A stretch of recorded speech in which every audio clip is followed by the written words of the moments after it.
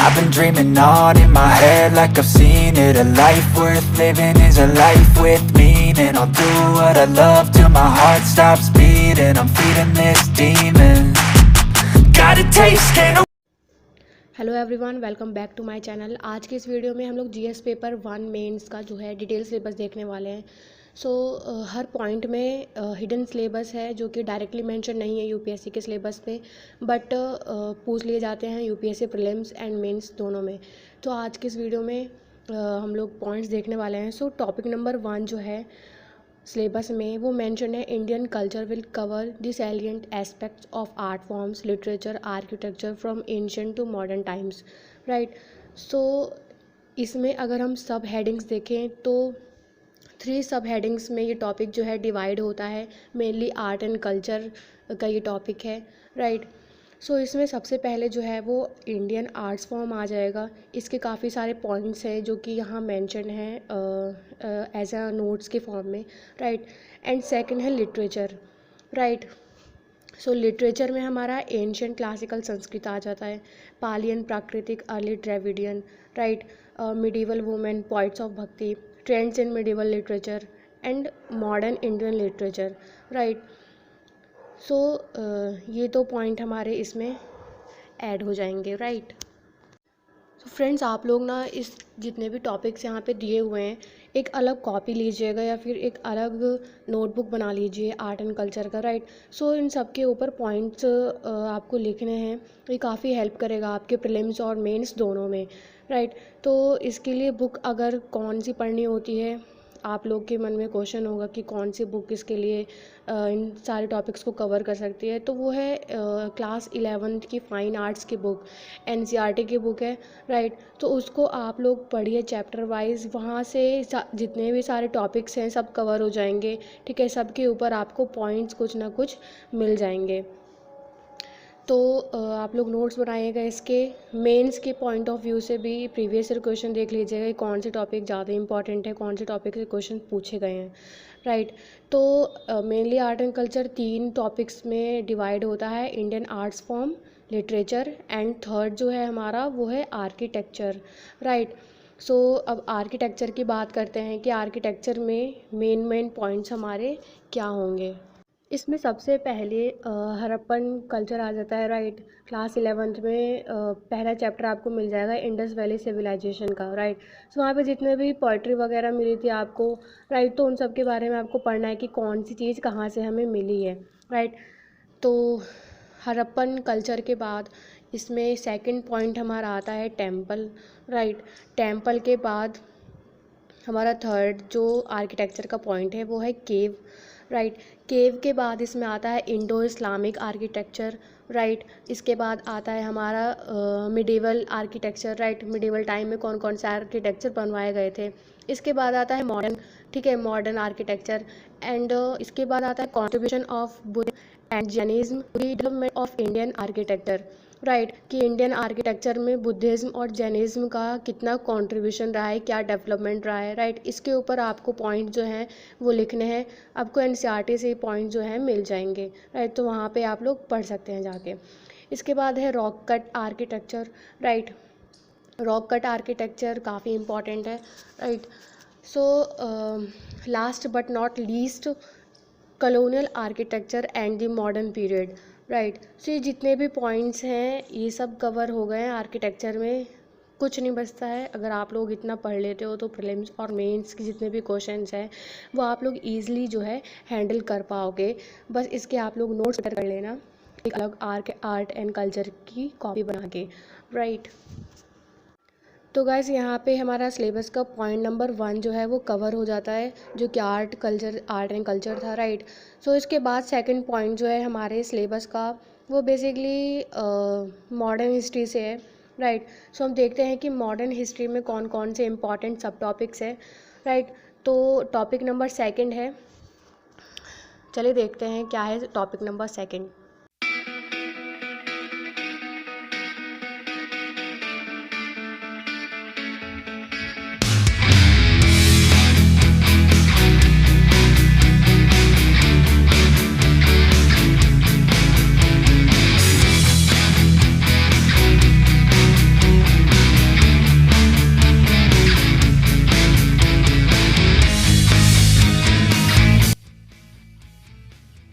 सो guys point number second जो है syllabus में वो है modern Indian history from about the medieval of 18th century until the present significance even personalities issues, right. तो ये point number second था। तो इसके अंदर जो है मेनली 4 पॉइंट जो हैं वो कवर होते हैं, right.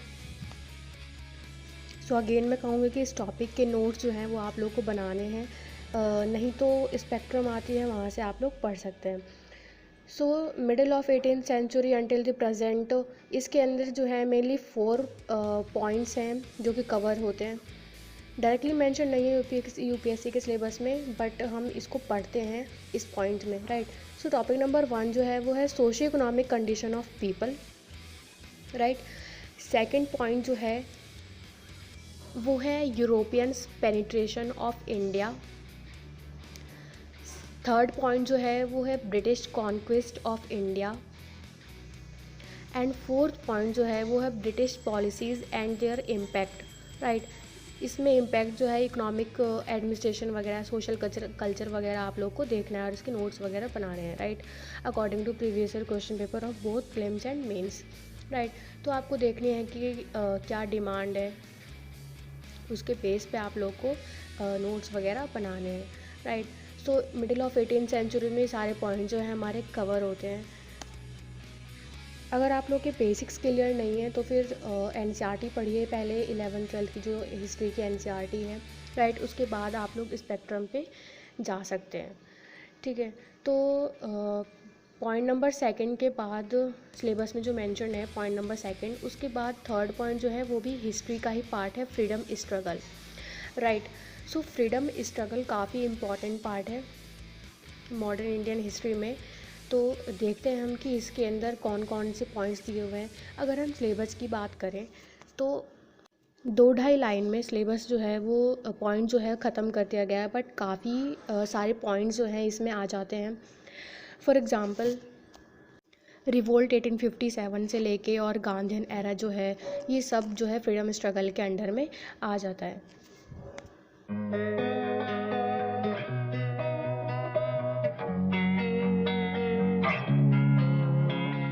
Losing time, I'm fading fast. I just wanna make it last. Try to let go of the past. I close my eyes, embrace the blast. Sleepless nights and headaches stack. Restlessness to hell and back. What's my purpose? What do I grab? A slippery. Now friends, of freedom struggle के points को देखते हैं कि कौन कौन से points इसके under में आते हैं, राइट।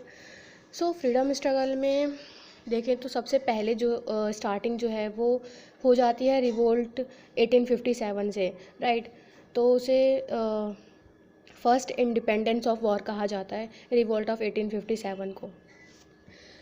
तो रिवोल्ट ऑफ 1857 के बाद इसके इम्पैक्ट्स वगैरह आपको देखने हैं, ईजिली मिल जाएगा स्पेक्ट्रम की बुक में, समरी में भी दिया हुआ है और सिलेबस में भी, चैप्टर में भी काफ़ी डिटेल दिया हुआ है। आप लोग इसके बारे में जाके पढ़ सकते हैं स्पेक्ट्रम से, राइट। सो रिवोल्ट ऑफ 1857 के बाद सेकंड पॉइंट जो है वो है हमारा growth of nationalism in India, right. So growth of nationalism in India, इसका जो टाइम पीरियड है वो 1858 से 1905 तक है, राइट। सो 1858 से 1905।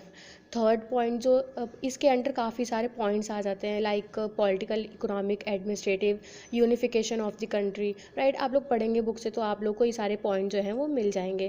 फॉर एग्जांपल प्रेस का क्या रोल था, ठीक है, और एजुकेशन में हमारे कौन कौन से मतलब चेंजेस आए थे, राइट, कौन कौन सा सिस्टम इंट्रोड्यूस हुआ था इस टाइम पे। सो ये सारे पॉइंट जो हैं ग्रोथ ऑफ नेशनलिज्म में कवर हो जाते हैं, राइट। सो थर्ड पॉइंट जो है हमारा इसके अंदर वो है growth of militant nationalism and revolutionary activity, right. ये 1905 से 1980 तक आता है। इसके बाद जो है हमारा स्वदेशी एंड बायकॉट मूवमेंट आ जाता है, राइट, जो कि गांधी जी के द्वारा किया गया था, राइट, उनके इन्फ्लुएंस से किया गया था। सो स्वदेशी एंड बायकॉट मूवमेंट के बाद हमारा जो नेक्स्ट पॉइंट है वो है सूरत स्प्लिट, राइट। ये सब दिया हुआ है हमारे स्पेक्ट्रम में, राइट। सो इसके इम्पैक्ट्स वगैरह, डेट आपको अच्छे से याद रखने हैं कि कौन से डेट को क्या हुआ था। क्रोनोलॉजी से रिलेटेड क्वेश्चंस यूपीएससी प्रीलिम्स में हर साल पूछे जाते हैं, राइट। सो सूरत स्प्लिट के बाद जो है वो है हमारा international influence, international influence, right. इसके बाद जो है Morley Minto reform, Morley Minto reform काफ़ी इम्पॉर्टेंट है, राइट। मॉर्ले मिंटो रिफॉर्म के बाद एक्ट्स है बेसिकली, एंड हर साल क्वेश्चन पूछ जाते हैं इस पे। सो ना लास्ट पॉइंट जो है वो है growth of communalism, right. Communalism का ग्रोथ हुआ था, कैसे ग्रोथ हुआ, कौन से मतलब बेसिक्स क्या थे उसके, किस ग्राउंड पे मतलब इसका डेवलपमेंट हुआ, राइट। ये सब पॉइंट्स जो हैं आप लोग को पता होने चाहिए। सो मिडिल ऑफ 18th सेंचुरी के बाद फ्रीडम स्ट्रगल को आप लोग को कवर करना है, राइट। ये दो पॉइंट्स अगर कवर हो जाते हैं तो इसके बाद जो है पॉइंट हमारा फ्रीडम स्ट्रगल में ही वो आता है बिगनिंग ऑफ मास नेशनलिज्म, ठीक है। बिगनिंग ऑफ मास नेशनलिज्म का जो टाइम पीरियड है वो 1990 से है, राइट। सो 1990 से 1939 तक है बेसिकली। सो देखते हैं कि इसकी पॉइंट्स क्या है, राइट।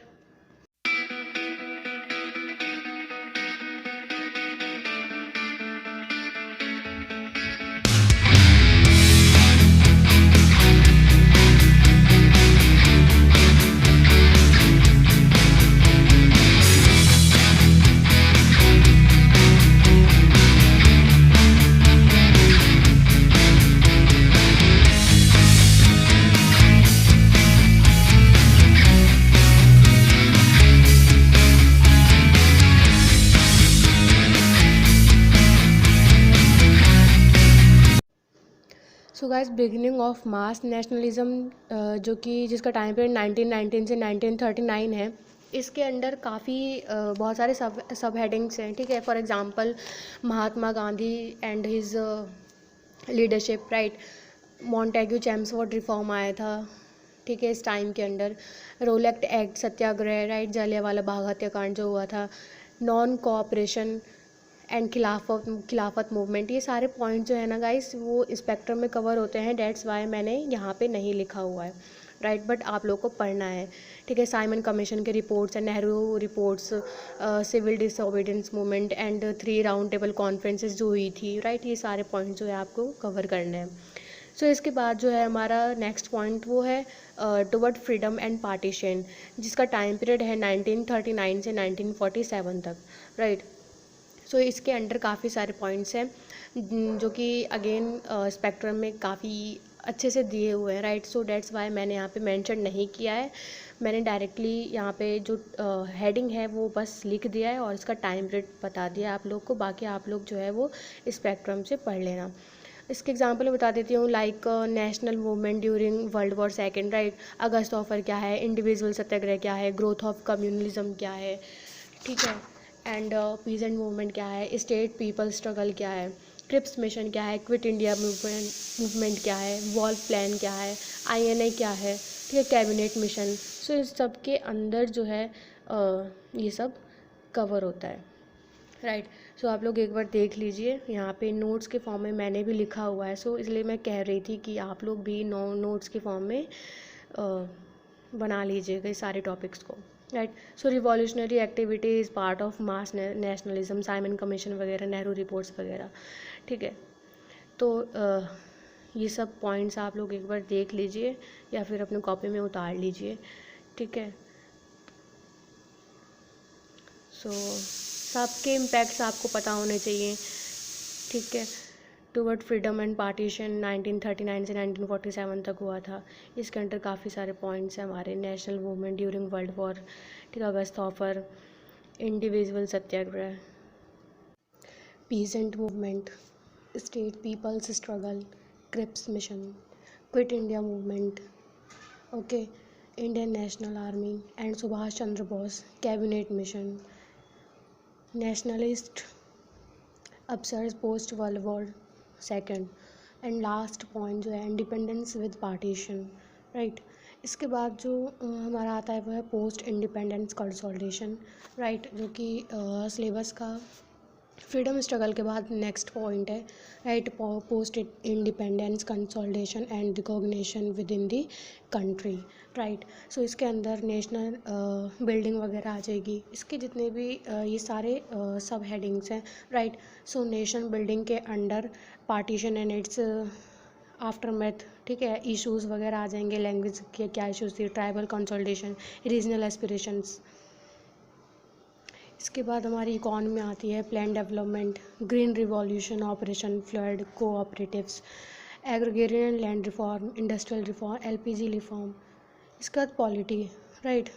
सो पॉलिटी हमारी, इसमें जो सब हेडिंग्स हैं, era of one party dominance, emergence of opposition parties, emergency, crisis of democratic order, rise of regional parties, कोalition era, right. इसके बाद जो है सोशल पार्ट हमारा आ जाता है।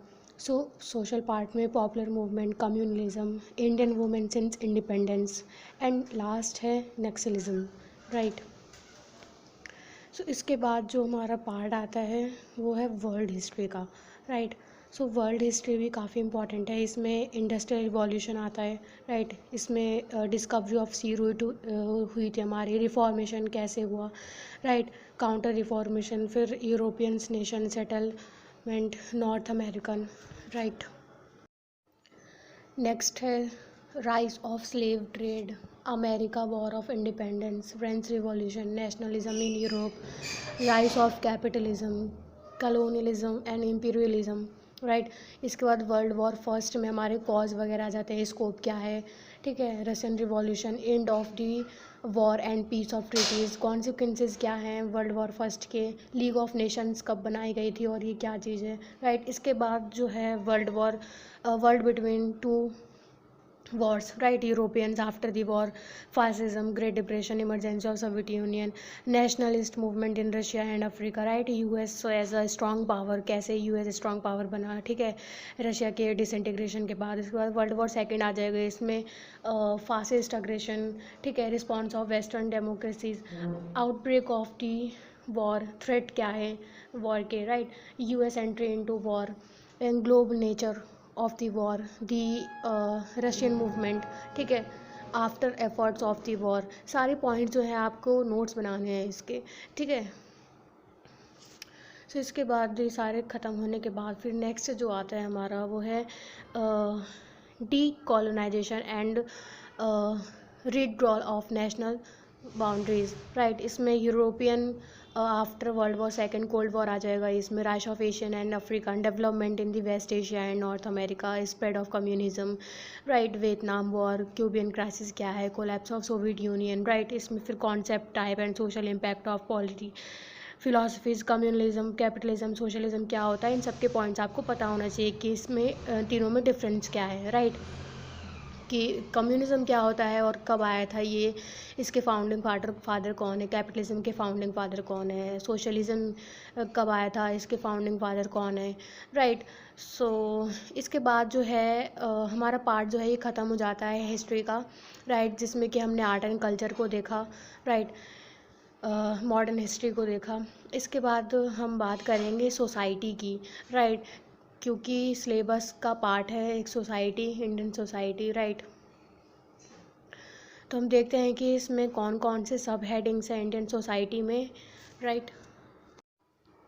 अगेन मैं यहाँ पे कहूँगी कि आप लोगों को इसके नोट्स वगैरह बनाने हैं, अलग से इंडियन सोसाइटी की कॉपी बना लीजिए, उसमें जितने भी यहाँ पे मैं पॉइंट्स लिखवा रही हूँ उन सबके पॉइंट्स लिखिएगा, ठीक है, इनके कैरेक्टरिस्टिक वगैरह क्या होते हैं, कैसे, मतलब क्या क्या हर चीज़ है आपको समझना है, अंडरस्टैंड करना है, राइट।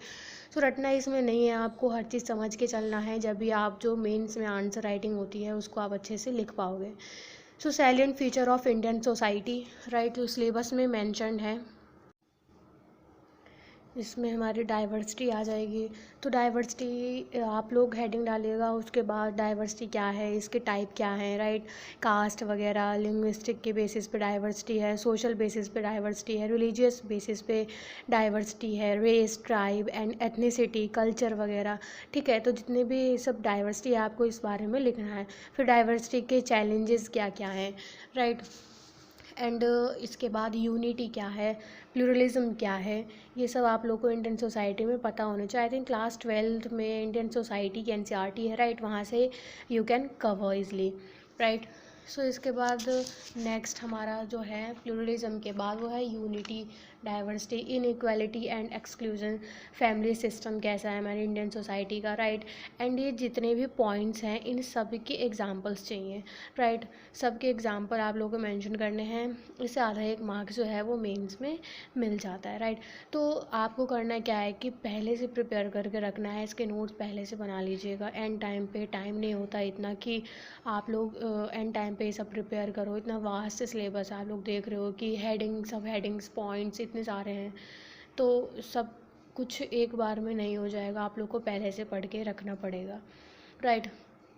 सो डाइवर्सिटी के बाद हमारा आता है नेक्स्ट, वो है वुमेन का पार्ट है, right. So what is role of women and women's organisation क्या है, राइट। सो इंडियन सोसाइटी के बाद डाइवर्सिटी देखने के बाद, चैलेंजेस वगैरह देखने के बाद हमें वुमेन के बारे में पढ़ना है कि वुमेन का क्या रोल था। ये डायरेक्टली मेंशन है वैसे यूपीएससी के सिलेबस में, अगर आप लोग देखें तो point number 1 2 3 4 5 6 7 I think 7th point है, राइट। सो 7th पॉइंट में role of women and women organisation, population and associated issues, right. Poverty क्या है and development issues, urbanisation and their problems and remedies, right. So हम देखने वाले हैं अभी इसको अच्छे से, राइट। इसके हिडन पॉइंट्स देखेंगे कि इसमें क्या क्या मेंशन है, राइट। सो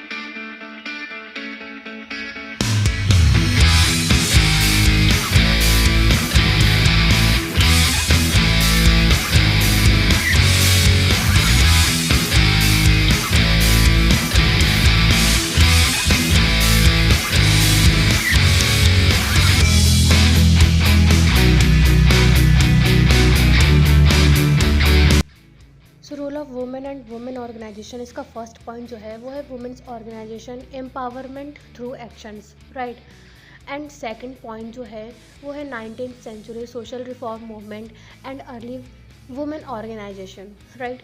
सो इसमें जो है हमारे 3 सब हेडिंग्स है, aggregation struggle and revolt, participation in freedom struggle and third है वुमेन्स ऑर्गेनाइजेशन पोस्ट 1947, राइट। इसके बाद जो है वो है resurgence of women's movement in 17th century, sorry 1970 के आसपास का era, राइट। सो इसमें 2 पॉइंट है हमारे, emergence of new organisation and second है approaches and issues, right. And इसमें हमारा थर्ड पॉइंट जो है, फोर्थ पॉइंट जो है वो है contemporary women's issue and organisation responses. And last जो है चैलेंजेस क्या क्या फेस किए गए थे वुमेन्स ऑर्गेनाइजेशन के द्वारा।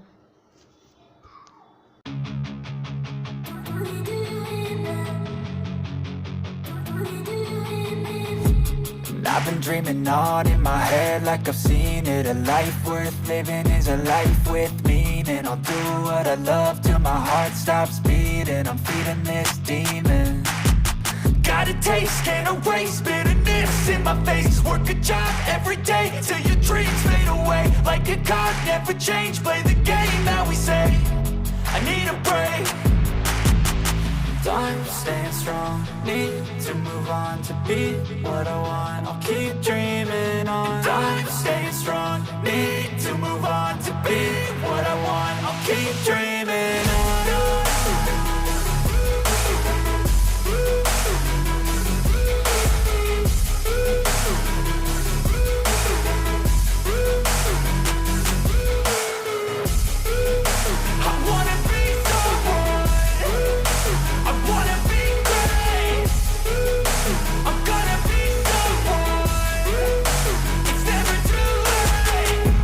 face on when I chase like that. Yeah, I play so strong with a knife in the back. I'ma swing home run like a baseball bat. Gonna see me rise, you can hate on that. I don't play both sides, doing me no cap. I'ma ride or die for my dreams on tap. I'ma fly real high, you ain't see me slack. No, it's not how you fall, it's how you get right back up. That's how you get tough. Calluses on my hands so rough, yeah, I call your bluff. I'm not the one, mess with me, come out with none. Cause I'm so done, you had your fun. And now you're gonna face down the barrel of the gun. Cause I got a full clip with your name on it. But I'ma let you slide cause you ain't worth it.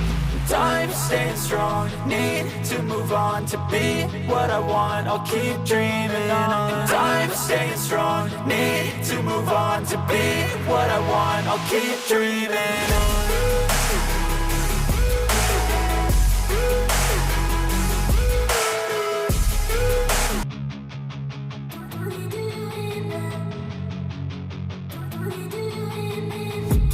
I've been dreaming on in my head like I've seen it. A life worth living is a life with meaning. I'll do what I love till my heart stops beating. I'm feeding this demon. Got a taste, can't erase bitterness. So guys यहाँ पे women organisation के बाद next point जो है हमारा वो है population and associated issues, right.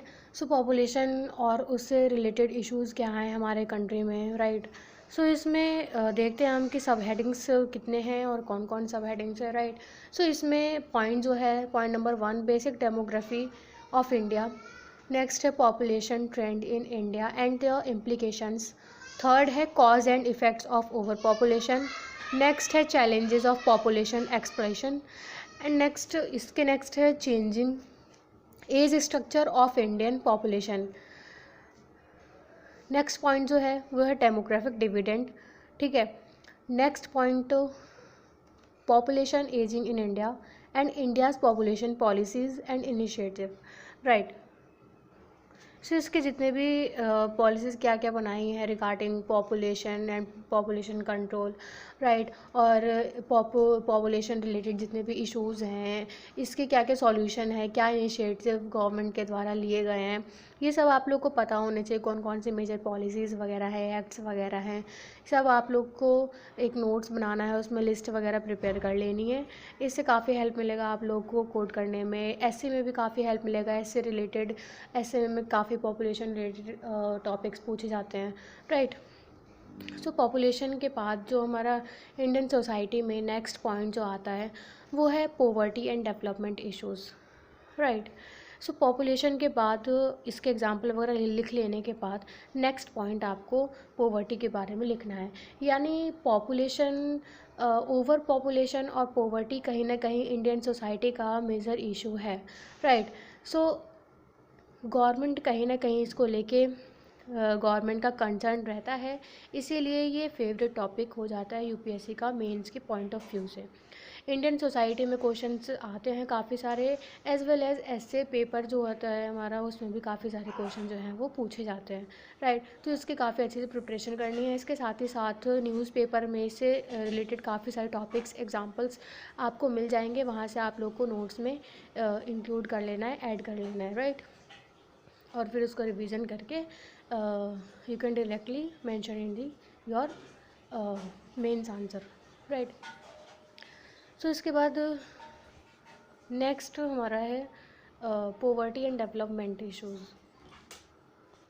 इसके अंदर जो है हमारा point concept of development and poverty, next type of poverty, measurement of poverty and poverty line, right.